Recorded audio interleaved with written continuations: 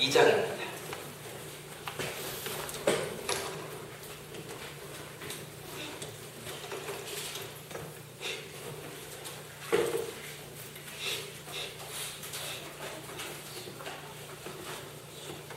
(1절에서 14절) 출애굽기 2장 1절에서 14절. 별로 억절인데요. 한번 같이 읽어요.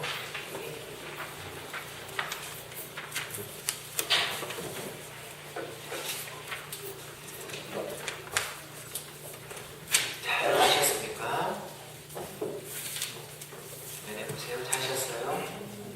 네, 같이 읽겠습니다. 시작. 내 가족 중 한 사람이 가서 내외 여자에게 장사들어 그 여자가 임신하여 아들을 낳으니 그가 자기 이것을 보고 삭발과 그를 속였으나 그것을 필 수 없게 되매 그를 내어 갈대 상자를 가져다가 역청과 나무 줄을 치라고 아들의 거기를 담아 말간과 절대 사이에 두고 그의 늙어 어떻게 되는지를 알려고 멀리 섰더니 바로의 딸을 구하러 나일강으로 내려오고 시녀들을 나일강 바로에 건널 때에 그가 갈대 사이에 손을 보고 그를 보며 가져다가 결국 그들의 분이 바로가 오는지라 그가 그를 불쌍히 여겨 이르되 이는 우리 사람의 아들이다. 그의 누이가 바로의 딸에게 이르되 내가 가서 당신을 위하여 그들의 여인을 내서 어머니를 불러다가 이 아이들에게 젖을 먹이게 하니까 바로의 딸이 그에게 이르되 가라 하라니 소녀가 가서 그 아기의 어머니를 불러오니 바로의 딸이 그에게 이르되 이 아이를 데려다가 나를 위하여 젖을 먹이라. 내가 그 삭을 주리라. 여인이 아기를 데려다가 젖을 먹이더니 그 아기가 자라매 바로의 딸에게 불러 데려가니 그가 이 아들이 되니라. 그가 그의 이름을 모세라 하여 이르되 이는 내가 그의 요새에서 문제되었으리라 하더라.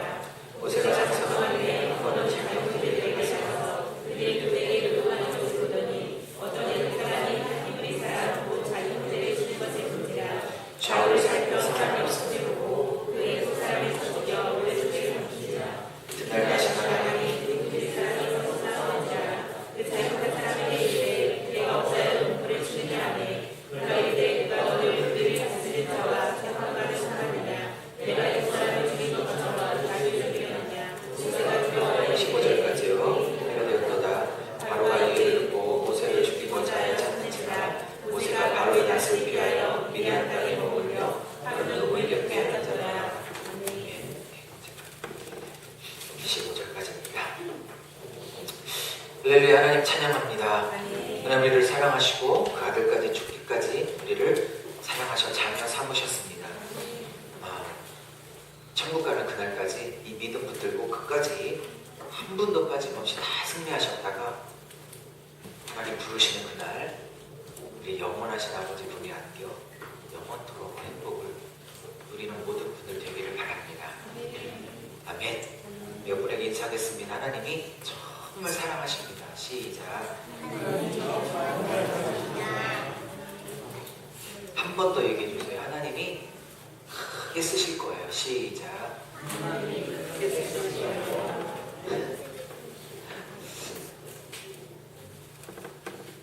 할렐루야. 오늘 하나님께서 은혜 주시기를 바랍니다. 오늘의 말씀의 제목은 화면에 잘 나와 있는 것처럼 위기와 실패에도 불구하고입니다. 한번 해볼까요? 시작. 위기와 실패에도 불구하고. 예, 이게 원래 제목이고요. 부제를 잡는다면 이런 거 웬만하면 하나님을 막을 수 없다. 웬만해도 하나님을 막을 수 없다. 웬만해서는 하나님을 막을 수 없다. 누구도 하나님을 막을 수 없다. 어쩌면 부제가 훨씬 더 나은 제목일지도 모르겠네요. 웬만해서는 하나님을 막을 수 없다. 말을 바꾸면 누구도 하나님을 막을 수 없다. 그런 뜻이죠. 네.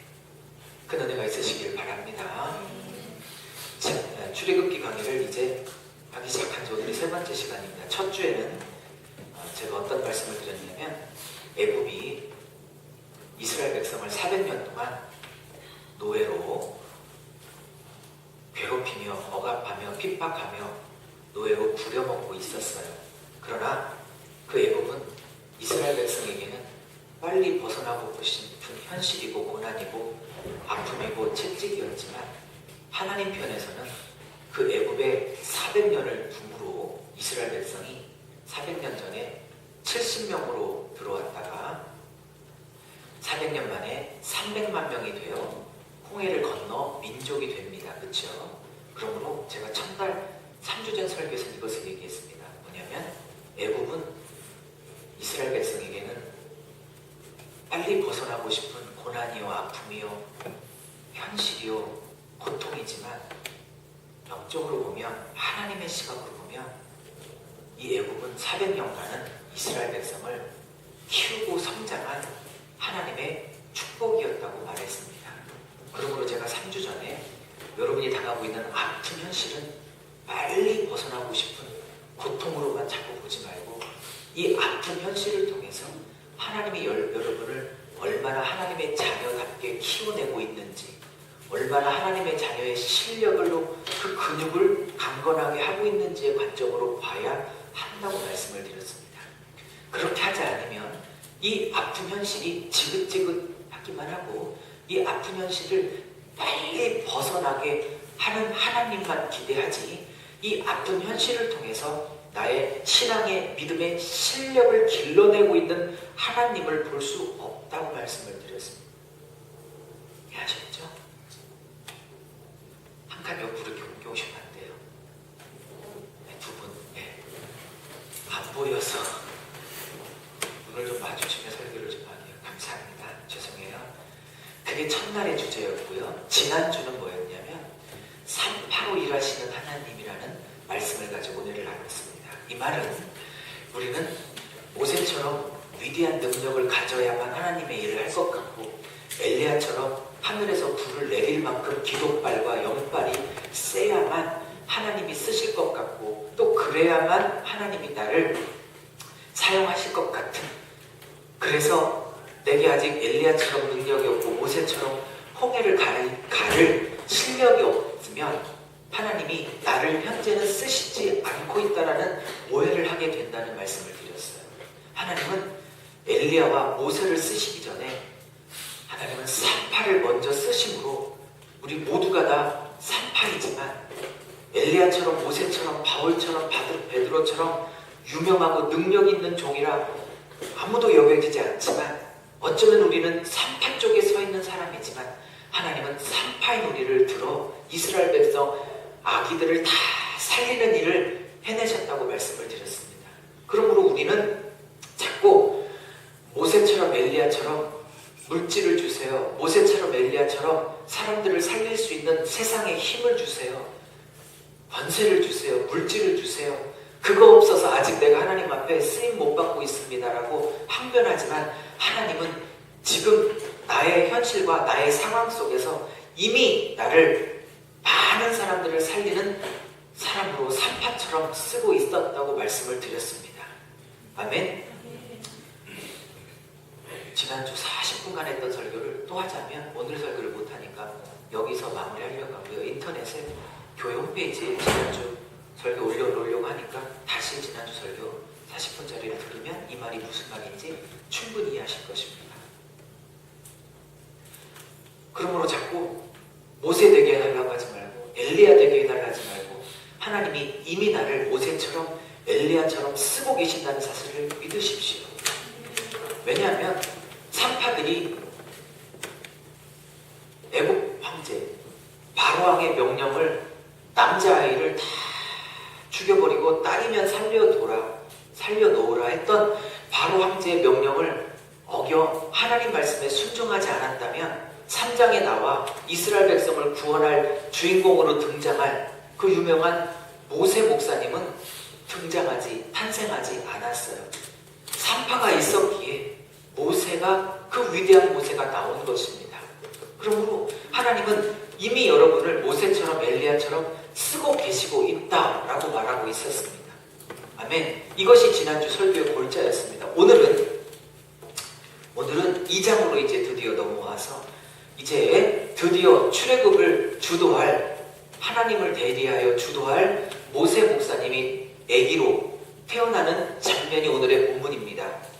오늘 1절에 보니까 레위 사람 중에 한 남자가 한 레위 여자에게 장가들었다 그랬습니다. 참, 이 사람 이름들도 나오지도 않아요.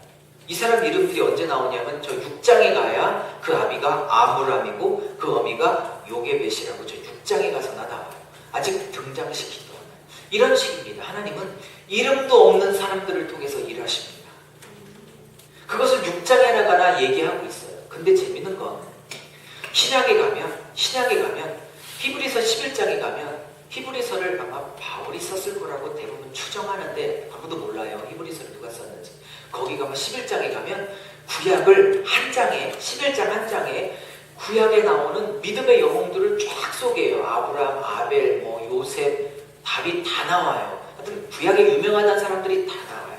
그 중에 수십 명이 나오는 중에 모세의 부모님들도 거기에 믿음으로 그들이 아이를 숨겼더니 이런 표현으로 나와요. 이렇게 이름도 없이 소개되고 있는 모세의 부모님이 여호수아도 안 나오는 가나안 땅을 점령했던 여호수아라는 그 위대한 인물도 히브리서 11장에는 안 나와요. 그 위대한 인물 여호수아도 빼놓는데도 불구하고 이 두 분은 모세의 부모님이 두 분은 거기에 당당히 이름을 올려놓고 있어요. 하나님께서. 여러분, 내가 모세처럼 물질을 주시면, 내가 엘리야처럼 능력을 주시면 멋지게 쓰임 받을 텐데 하나님 왜 안 주고 계시지? 쓰임 받고 싶은데. 오해입니다. 하나님은 이미 나를 쓰고 계셔요. 지금도 하나님이 나를 통해서 역사하고 계세요. 오늘도 이 이름도 나오지도 않는, 물론 6장에 가면 나오지만 이름도 나오지 않는 한 레위 남자 한 분, 한 레위 처녀, 이 청춘 남녀를 묶으셔서 위대한 지도자 모세를 만들고 계세요. 하나님은 그렇게 일하시는 분입니다. 여러분이 인생이 작다고요? 가진 게 없다고요? 능력이 없다고요? 작은 교회라고요? 하나님은 위대한 일을 하고 계십니다. 자꾸 큰 능력, 큰 물질, 큰 지위, 큰 직장, 큰 사업체, 물론 그것도 귀하지만 지금 오늘 하나님이 나를 모세처럼 쓰고 계세요. 이따 주일학교 예배 끝나고 10분간 15분간 내가 한 명, 두 명 주일학교 예수님 세대 초등학교 1학년, 저희 아들은 아직 초등학교 안 가니 7살인데 그 아이들 맡아서 15분간 아브라함 얘기, 모세 얘기, 다윗 얘기하는 일이 작은 일인 줄 아십니까? 그 15분 동안 그 아이 영혼에게 복음을 심어주는 일이 작은 일인 줄 아시냐고요. 그 일을 귀하게 여겨야 하는 것입니다. 여러분의 자녀들에게 한마디 복음 가르치고 기도 가르치고 두 손 꼭 모아 기도하는 일을 가르치고 예배 때 찬송 안 부르고 딴짓하고 있으면 꼬집어줘 찬송같이 부르게 해주는 일이 작은 일인 줄 아십니까? 큰 일입니다. 그러므로 제발 부탁드립니다. 나는 하나님이 언제 쓰지? 난 하나님이 언제 쓰지? 난 안 쓰시나 봐. 절대로 오해십니다. 이미 쓰고 계십니다. 작은 것에서 하나님이 쓰고 계신다는 일을 자꾸 놓치면 신앙이 자꾸 적당한 단어가 생각이 안 나요. 신앙이 자꾸 이렇게 뜬구름을 찾게 돼요. 붕붕 뜨게 돼요. 오늘 작은 일상을 통해서 하나님이 나를 쓰고 계시다는 사실을 꼭 기억하십시오. 하루 종일 밖에서 시달리고 온 남편에게 큰 반찬은 아니지만 김치찌개 하나를 정말 사랑을 담아 정성을 담아 김치찌개를 준비하는 일이 홍해를 가르는 일에 못지 않습니다. 못지 않습니다. 이 일상의 비밀을 여러분이 자꾸 놓치면 작은 것에서 함께 하시는 하나님을 자꾸 놓치고 언제 복 주지? 언제 물질 주지? 언제 큰 능력 주지? 언제 그렇게 멋있게 쓰임받아 세계 선교를 해보지 쪽으로 자꾸 맞추고 계시면 김치찌개를 하나를 끓일 때 그 속에 사랑을 담아 예수의 사랑을 담아 이 사랑으로 내 남편을 섬기는 그 일에 천국이 와 있고 예수가 와 있고 하나님의 기뻐하심이 와 있고. 아멘 안 하시네.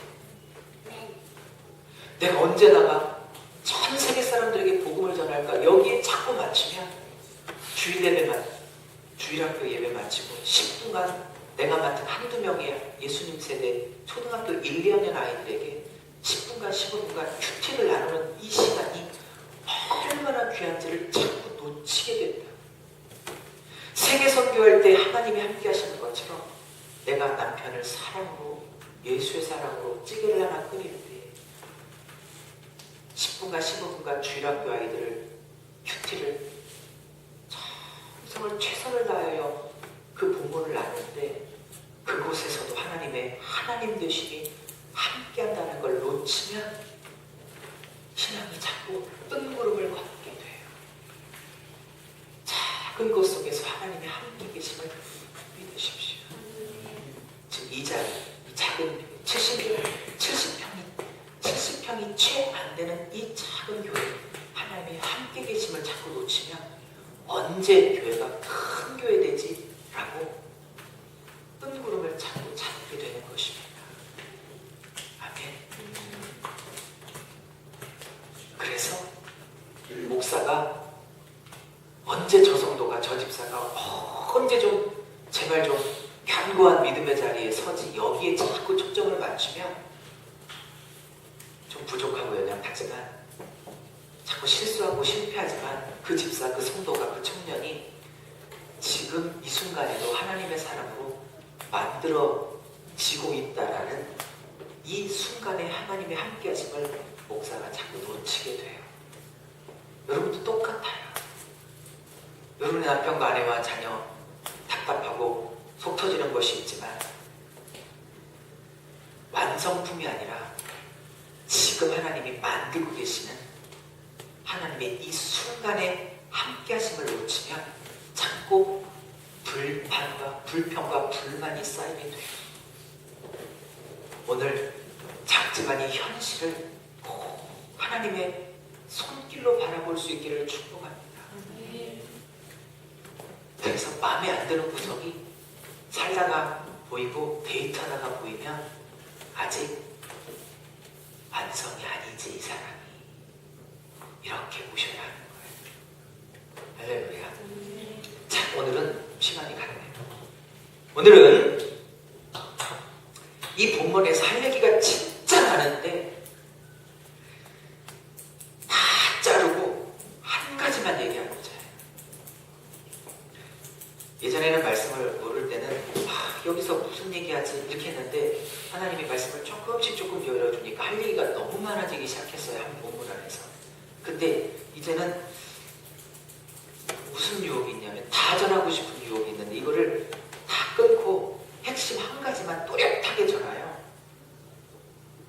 그날 오전에, 그날 오후에, 그 수요일 저녁 예배 때 한 가지만 붙들고 가게 해야겠다 이런 생각이 좀 들어요.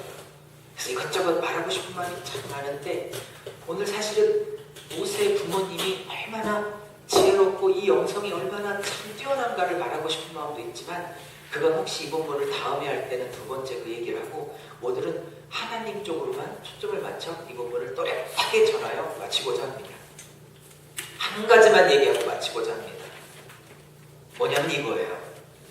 결론을 내리고 그 결론이 왜 났는지 풀어 설명하고 또 결론을 내리고 마칠게요. 웬만해서는 하나님을 막을 수 없다. 이것이 오늘의 부제예요.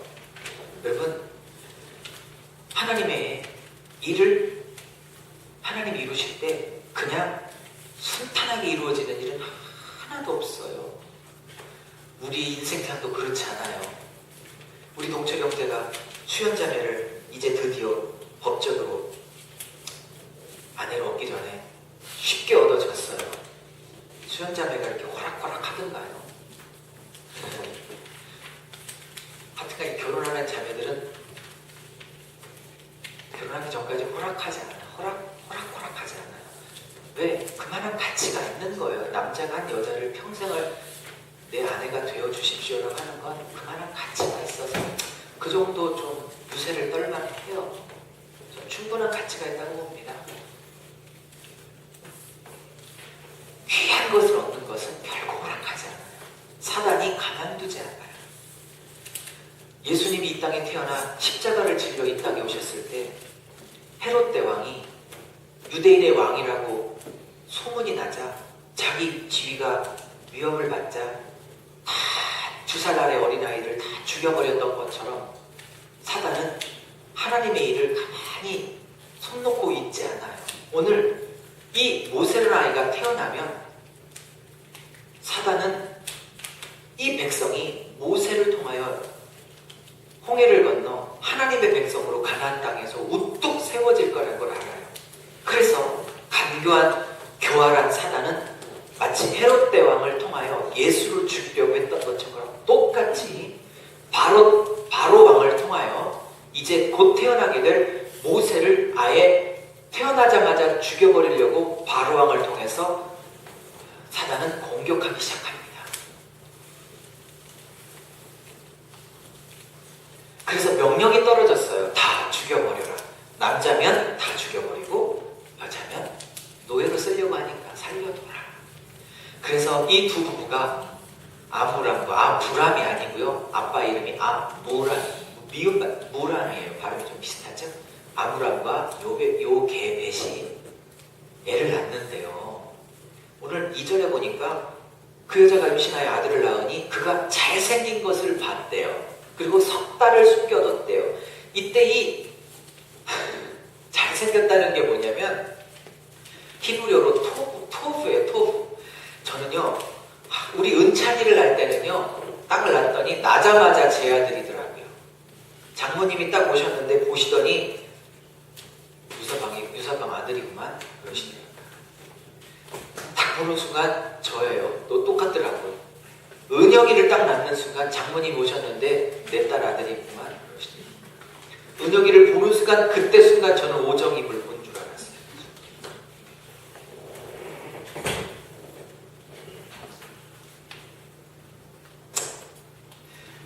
자식들 낳으셨죠? 곧 낳게 될 텐데 딱 낳는 순간 아이들이 처음에 그렇게 안 이뻐요. 그래도 일주일은 지나고 뭐 2주 지나고 조금 사람의 몰골을 갖춰가야 되죠.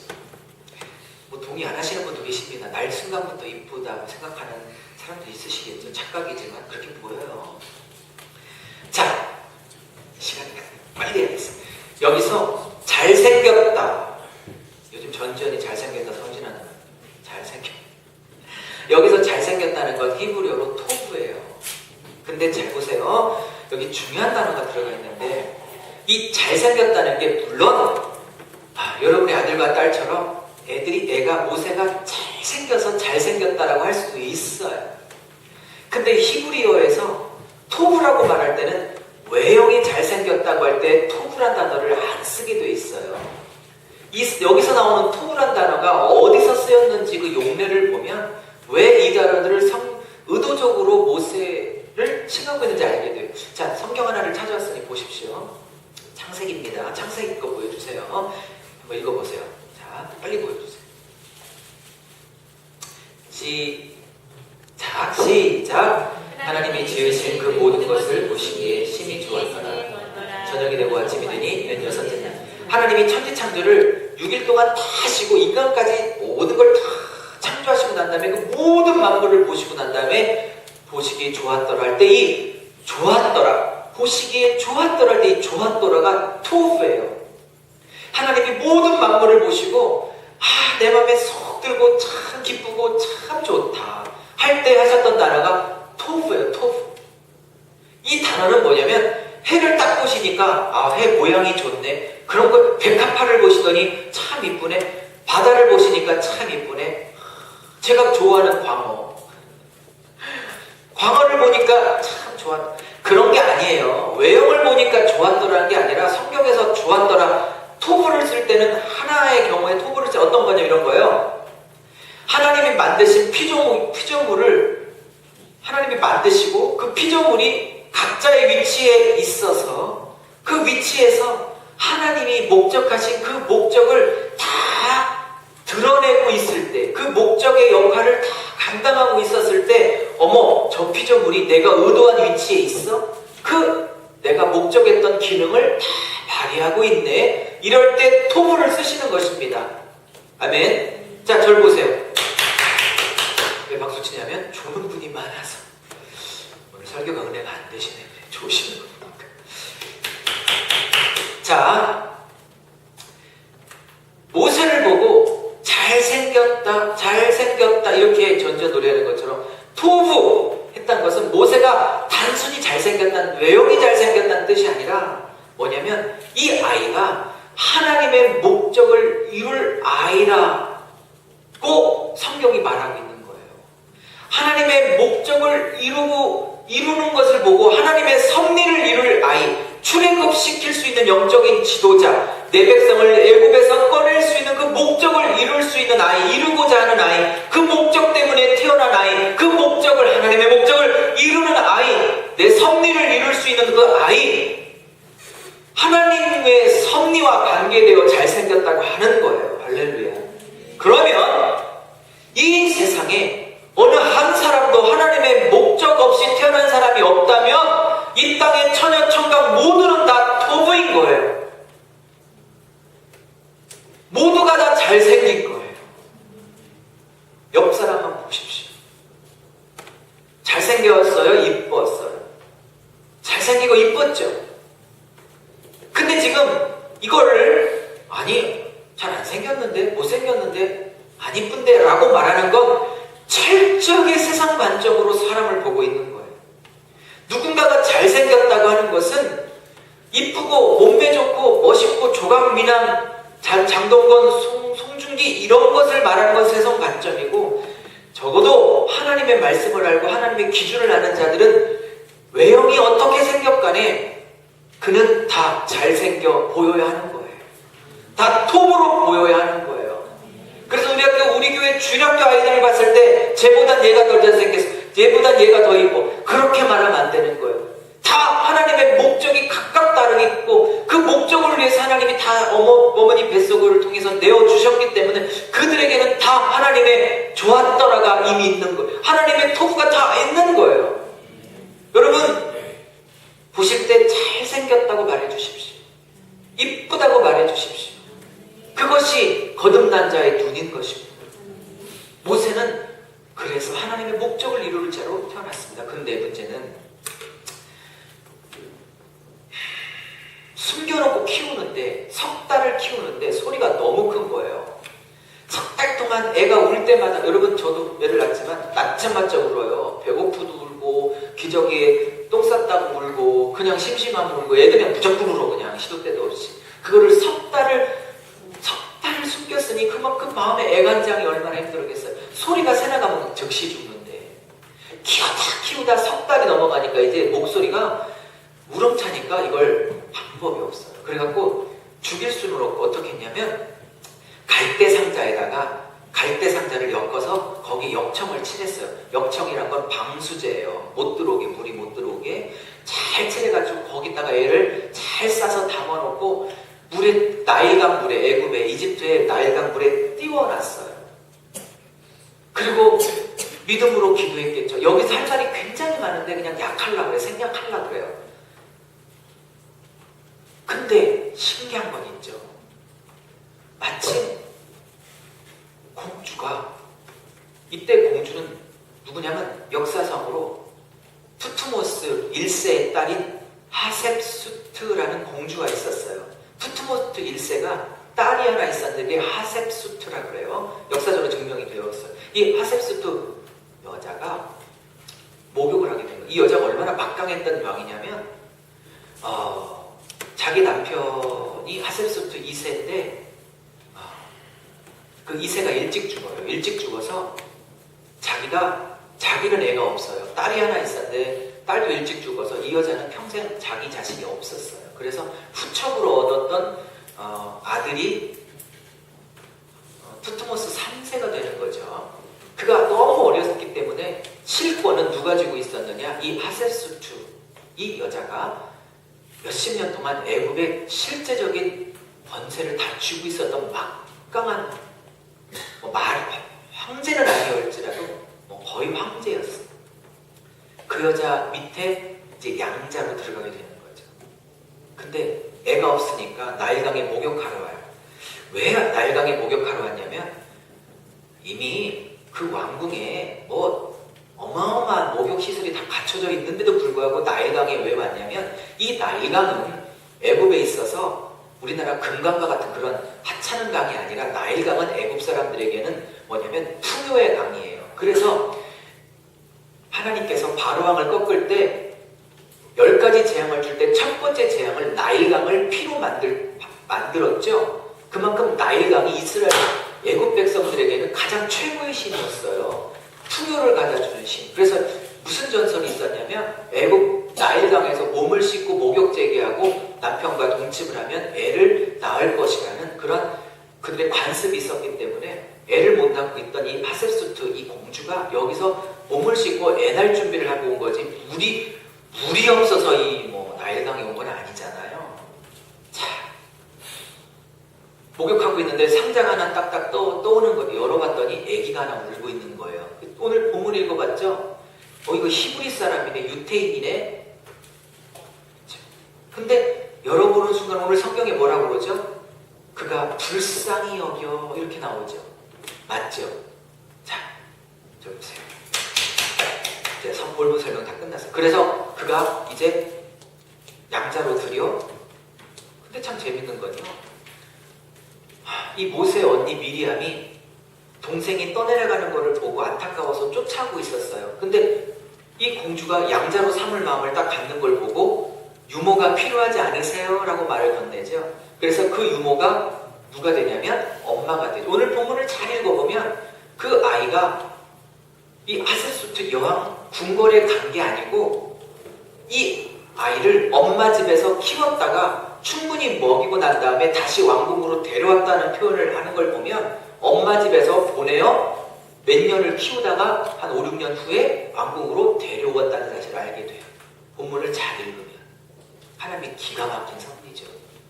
그리고 본문을 보면 너무 신기한 게 우리 엄마들은 진짜 부러워할 텐데 월급을 줘요. 아니 이 세상에 어느 엄마가 자기 자식을 키우면 월급 받아. 하나님께 믿음으로 순종했더니 자기 자식 키우는데 월급 받으며 얘기를 키우고 어떻게 된 거니? 자, 오늘 하고 싶은 얘기 한 가지를 이런 겁니다.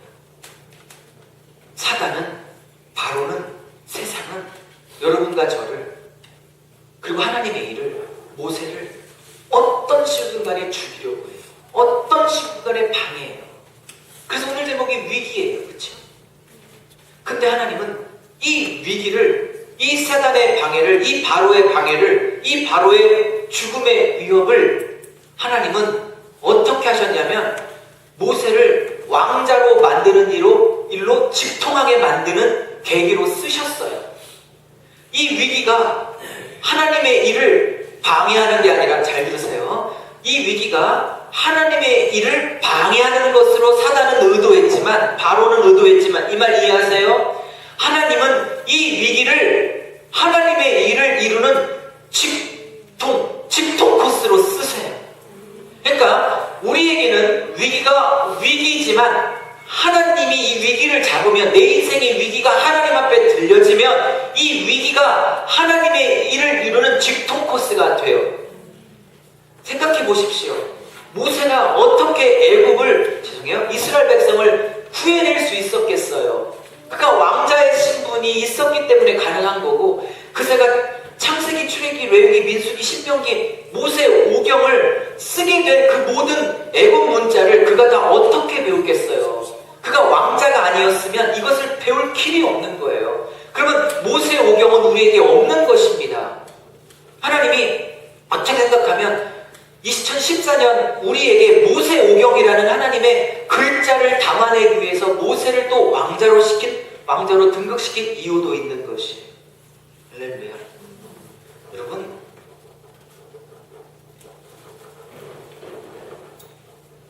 하나님은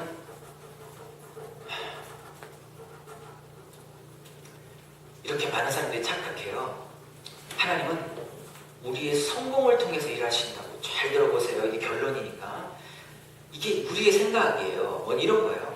하나님은 우리를 잘 되게 하심으로 일하신다고 생각해요. 우리가 잘 되고 형통하고 서울대 턱턱 붙고 이 재수, 상수, 사수하는 것보다 한 방에 서울대를 붙어 하나님께 영광을 돌리는 방식으로, 사업도 한 번 하면 대박나는 방식으로, 하나님은 우리를 아픈 걸 낫게 하는 방식으로, 사업이 대박나는 방식으로, 뭐 이렇게 자꾸 하나님은 우리의 잘됨과 세상적인 성공과 이런 형통을 통해서 하나님은 당신의 일을 하신다고 생각해요. 예, 맞습니다.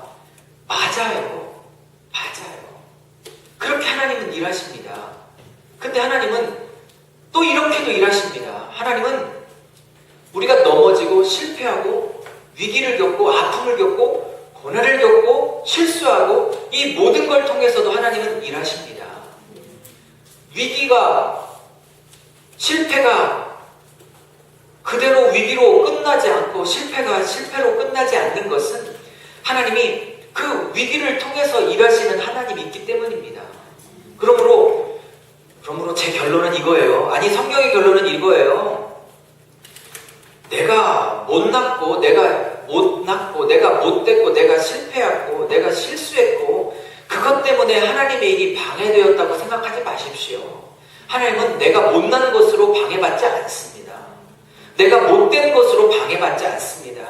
애굽이 방해한다고 방해받지 않고, 재밌는 건 방해하고자 작정했던 그 원수의 딸을 통하여 하나님은 그 원수의 방해를 부숴버리십니다. 그 원수의 그 방해하는 그 원수의 딸이 오히려 바로를 무너뜨리는 일로 하나님은 사용하십니다. 설교가 어려워요? 어렵지 않죠. 이제 오늘 본문의 10절에서 14절까지는 뭐냐면, 그가 40살이 되어서 내가 비록 애굽의 왕자지만 내가 뿌리가 히브리 민족이구나 라고 배웠어요. 아까 5년 6년간 엄마한테 배웠다고 그랬죠. 그 시간에 배웠을 거예요. 너는 이스라엘 백성을 구원해야 될 자다. 뿌리 깊게 알고 있었어요. 40년 만에 나이 40에 이제 내가 내 백성을 구해야지 라는 마음으로 백성들이 노역을 당하고, 강제 노역을 당하고 있는, 벽돌 쌓고 있는 그곳에 가서 백성들을 돌아볼 마음이 생겼어요. 그랬는데 이 애국 병사들이 너무 가혹하게 자기 민족을 부려먹고 있고 막 채찍질하고 막 인간 취급 안 하고 짐승 취급하고 막 이런 너무 말도 안 되는 장면을 모세가 보고 너무 가슴이 아파서 말리는 과정 중에 애국 병사를 하나 쳤는데 13절 14절에 보니까 애국 병사가 모세의 주먹을 맞고 죽어버렸어요. 그래서 자기가 살인죄를 졌기 때문에 이제 그 다음날 그게 발각이 돼서 도망가서 40년 동안 광야에서 숨게 되는 거예요. 그리고 그 나이가 80이 돼서 광야에서 40년 동안 죽도록 외로움과 고통과 고난을 다 겪고 할아버지가 돼서 이제 허리가 휜 할아버지가 돼서 그때서 하나님이 만나셔서 내가 너를 쓰겠다. 이제 함께 애굽으로 가 백성을 구하자. 그렇게 된 거예요. 자, 1절부터 10절까지는 위기입니다. 11절부터 15절까지는 모세의 실패입니다. 자, 보십시오. 모세의 위기가 하나님의 일을 방해했습니까? 11절부터 15절에 오는 모세의 실패가 하나님의 일을 방해했습니까? 천만에요. 절 보세요.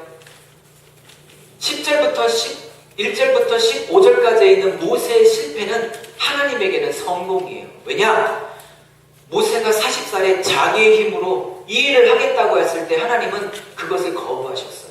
그리고 모세의 힘을 다 빼놓고 다음 주에 설교하겠지만 모세의 힘이 빠지고 하나님의 힘으로 하게 됐을 때 하나님은 더 큰 일을 하셨어요. 그러므로 11절부터 15절까지는 모세 개인에게는 실패예요. 생각하고 싶지도 않은 인생의 쓴맛이에요. 그러나 하나님 입장에서는 11절부터 15절의 실패가 하나님 입장에서는 실패가 아니었어요. 하나님의 일을 촉진시키는 하나님 입장의 성공이었어요. 왜? 모세의 힘이 다 빠져야 하나님은 하나님의 일을 하실 수 있기 때문에 그래요. 자, 말씀을 마무리합니다. 절 보시죠.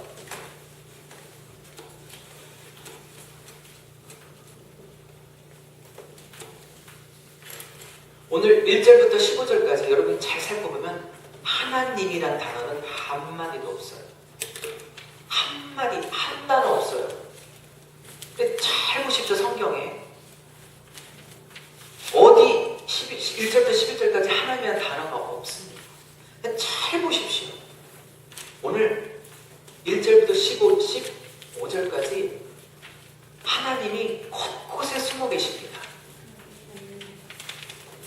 다 죽이라 명령했던 그 바로의 폭압적인 말에도 하나님이 함께 하셨고, 잘생긴 아이가 태어날 때도 하나님이 거기 계셨고, 애간장이 녹으며 아이를 나일강의 갈대상자에 누워서 버릴 때도 하나님이 함께 하셨고, 그 상자를 열어보게 할 때도 하나님이 그곳에 그 공주와 함께 하셨고, 오늘 성경이 너무 재밌는 게 그 상자를 열어보고 아이를 볼 때 성경은 뭐라고 표현해요? 불쌍히 여겨, 불쌍히 여겨, 불쌍히 여겨. 이 공주는 자기 남편의 명령을 알았어요. 그게 남편인지 아빠인지는 모르지만 왕의 명령을 이미 알고 있었어요. 유대인, 히브리 아이들은 다 죽여라 라는 명령을 이 공주는 이미 알고 있었어요. 이미 알고 있었어요. 이미 알고 있는데 그가 아버지의 명령을 어겨 더군다나 이 히브리 민족의 아이를 양자로 삼을 불쌍한 마음을 갖게 한다는 건 기적인 거예요. 하나님이 여기에 계시게 안 보이시냐고요. 말씀을 마무리합니다. 하나님은 내가 잘되고 형통하고 잘 할 때만 나와 함께 하셔서 당신의 일을 행하고 계신 게 아니에요. 그 실패를 통해서 하나님은 내 안에 더 많은 일을 하시고, 나의 절망, 이 부분에 모세 부모의 절망이 얼마나 컸겠어요. 이제 끝입니다. 내 인생도 끝이요. 내 아들의 인생, 이 핏덩어리 모세의 인생도, 그때는 이름도 없었어요. 모세라고 그 공주가 지어진 거지. 이름도 못 짓고 지금 나일강에 버리고 있는 이 아이 인생도 끝이구나. 그러나 그 끝이 아니라 하나님의 일을 더 촉진시키는 거였어요. 웬만해서는 하나님을 막을 수 없는, 그 어떤 것도 하나님이 하시고자 하는 일을 막을 수 없는 거예요. 여러분 안에 하시고자 하는 이 일을 이루시기 위하여 여러분의 실패도 절망도 끝도 하나님 안에서는 결코 끝이 아니에요. 이해하시겠어요? 내가 그때 그 돈 빌려주지 말걸. 내가 그때 그 말 하지 말걸. 내가 그때 그렇게 하지 말걸. 내가 그때 그 선택하지 말걸. 내가 그때 그 남자랑 할걸. 이 모든 것들, 내 후회하고 있는 내가 다시 백두던, 내가 과거로 다시 돌아갈 수만 있다면 그렇게 하지 않았을 거라고 생각하고 있는 지금 머리에 떠오르는 그 일 있잖아요. 과거의 그 일들이 하나님의 일을 촉진시키는 일이었다는 것이에요. 이해하시겠어요? 어쩌면 두 번의 설교보다 오늘 세 번째 설교가 좀 더 깊은 차원을 바라보겠습니다. 하나님이 하시고자 하는 목표는 이거예요. 하나님이 하시고자 하시는 목표 빨리 보여주세요. 이 에베소의 말씀 때문에, 이 에베소의 이 일 때문에 여러분의 절망과 위기와 실패와 잊고 싶었던 과거의 실수들이 이 일을 위하여 하나님이 쓰고 계시기 때문에 결코 잘못되고 헛된 과거가 아니었다는 거예요. 이 일을 목적하고 있기 때문에 실패와 위기와 실패 속에서도 하나님이 더 많은 일을 하셨다는 거예요. 여러분이 못 알아듣는 것과 봐요. 얘기가 자꾸 길어져요. 죄송해요. 못 알아들어서 얘기가 길어지는 게 아니라 알아들었는데도 이 깊이가 여러분에게 다가갈까 하는 제 마음의 설교자의 불안함이 있어서 자꾸 길어지고 있어요. 끝낼게요. 이 목표 때문에 성공과 형통 속에서 일하시는 것보다 절망과 위기와 실패 속에서 이 일을 더 많이 일하실 수 있기 때문에 위기와 실패도 복인 거예요. 사람은 형통하고 잘 나갈 때 크지 않아요. 좌절하고 실패하고 꺾이고 아프고 인생의 밤을 지날 때 실력과 내용이 채워지는 것이지. 그래서 이게 목표이기 때문에 이 에베소의 본문이 정말 우리의 목표이기 때문에 위기와 실패 속에서 훨씬 더 많은 일을 하고 계셨다는 거예요. 아멘? 제가 하고자 하는 말이 이해 가십니까? 이해 가십니까? 로마서 8장이요. 갑니다. 시작.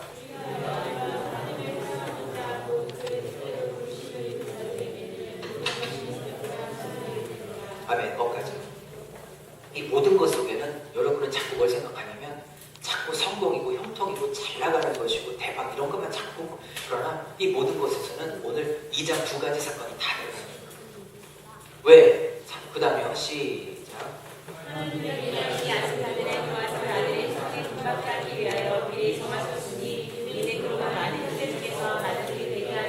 아멘. 예수 안 믿는 사람 이 세상에 대박 치는 것을 목표로 삼지만 거듭난 자들은 그 목표가 바뀐 자들을 거듭난 자라고 하는 거예요. 여러분이 진짜 거듭난 안 거듭난 알려드릴게요.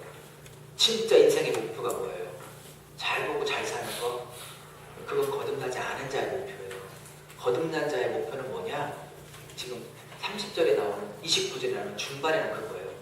내가 이 땅에 사는 목적이 잘 먹고 잘 사는 것. 그것도 귀하죠. 부정하진 않아요. 제가 오해하지 마십시오. 그러나 그 모든 과정을 통해서 아들 형상, 즉 하나님 닮아가는 것, 예수 형상을 본받는 것을 거듭난 자의 목표로 성경이 삼고 있기 때문에 그 일을 이루는 것이 내 인생의 형통과 번영을 통해서 그 일을 이루기보다 위기와 실패와 끝을 통해서 이 일이 훨씬 더 많이 이루어지기에 하나님이 위기와 실패 속에서도 더 많은 일을 하신다기에 그러기에 나의 과거의 실패, 지금의 위기 그것이 결코 위기가 아니고 결코 실패가 아니고 이 일을 더 많이 촉진시키는 하나님의 고속버스라는 이 결론에 아멘할 수 있기를